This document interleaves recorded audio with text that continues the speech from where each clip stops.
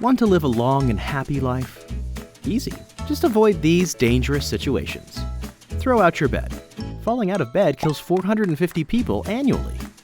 Of course, always watch what you eat. And eat from. Never use a vending machine or even stand close to one. They kill 13 people a year. And ants?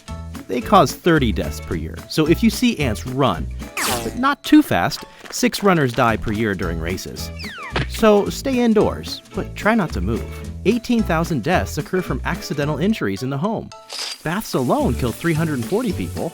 Oh, and not to mention heart disease, respiratory illnesses, stroke, cancer, and unintentional injuries. If you're able to avoid all this, you will greatly increase your chances of living a long and happy life. The truth is, the only way to protect yourself is to make sure you can provide for your loved ones no matter what happens. Even if you're one of the 130 people killed by deer. Life insurance is the safety net that protects your family financially if you can't be there to support them. A life insurance policy provides a lump sum of money that is paid to your beneficiaries upon your death. The money can be used for lost income, funeral expenses, bills, funding a child's college education, and more.